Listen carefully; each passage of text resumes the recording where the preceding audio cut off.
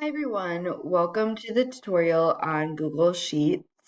Um, to get to Google Sheets, it's the same thing to get to any other Google app, but you can go to the waffle, you can actually just go to Google and search for Google Sheets and then click on the link. Or you can be in Google Drive and you can create a Google form with using the add button.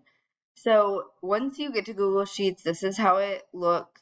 Um, just like other Google apps, there are templates that you can use depending on what you're looking for. So you can use any of those to get started. I'm just going to click on a blank spreadsheet though, and this is what I use most of the time so that I can create it how I would like. There's a couple of new features in Google Sheets that I'm going to tell you about, but a lot of the features, especially with the toolbar, they're the same as Google Docs and Google Slides, so just be aware of that. If I don't go over it, it's because it's something we've already gone over in another video.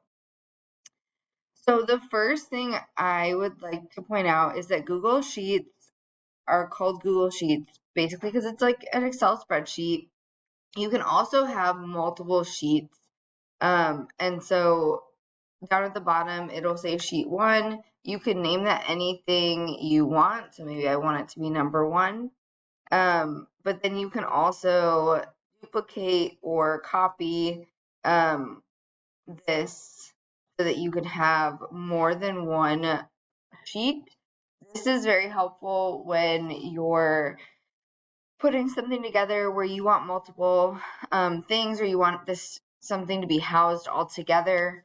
Some ways that I've used this kind of thing in my classroom would be like for a Google Classroom calendar.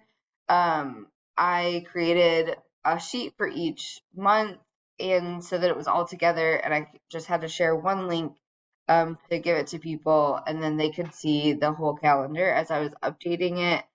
This is really good. A lot of schools use this to help uh, put something together to track data or to track student behavior.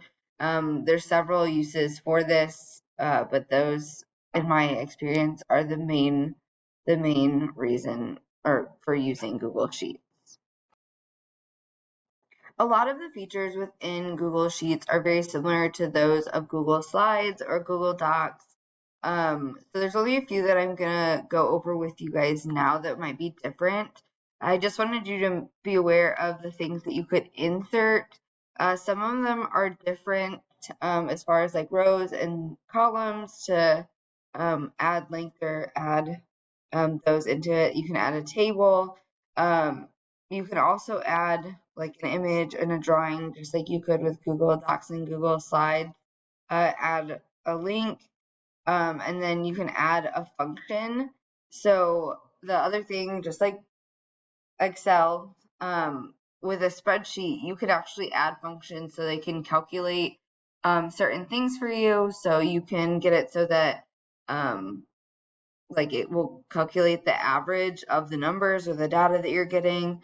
I've set up Google Sheets for like rubrics so that my students can fill it out for themselves or I can fill it out for students. And then it literally counts like how many points they get as they go on and that kind of thing. I've also done this when it comes to like tracking student behavior and having to come up with some different approach to the data where I just calculated and made 2 boxes or 3 boxes, like come up with the average or the sum, anything like that. And you can also, for all of the like formulas that you might need to do this, to be honest with you, I look it up. So if I'm like, okay, I want to make sure that these 2 things average, or I want to have like these 5 boxes like add up, then I do look it up. But they also give you these options as well, and so you can use those as you see fit. But those are just some things you can insert, and the insert options are a little bit different than Google Docs or Google Sheets for sure. A couple other options that you have here in Google Sheets is all about the boxes, obviously. And so if you want to combine boxes or put them together for some reason, then there's this merge cells option. And you can just click it and it will merge them together. So now they're together. If you want to play with the outlines or like how it looks, if you want it to be outlined, then you can just click how you would like it to look. So for there, I did like all of the lines are going to be, but for some things, maybe you're like, I just want like this one to be outlined because I want it to be where it's separating these two boxes, whatever that may be. So just so you're aware. The other thing would be if you have text, like it comes out funky, kind of like this, if you type so much. And so you want to look for this box and look for how to align it within the box. And so I always click the circle box. Let me do this. Where it's like the back arrow, so it literally, and then it will just keep going. So it's basically keeping all the text within that box. So that's an option to be aware of. And last but not least, depending on how you want to format this, you can actually drag the columns or even the rows to be different sizes. It just really depends on how you want to set it up. The only thing that's kind of weird with this is if you drag this, like if you want this to be a little bit longer, it's going to do that for the entire row.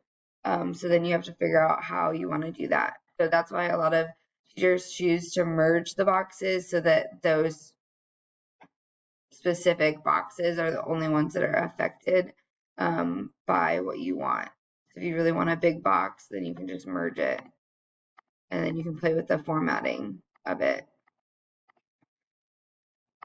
If you guys have any questions about Google Sheets, please don't hesitate to reach out. There's lots of features within Google Sheets, but the ones that I showed you in this video are really just the basics, and the ones that most teachers use on a regular basis or when they're using Google Sheets are the ones that you really need to know about. But I'm happy to go through Google Sheets more in depth with you guys.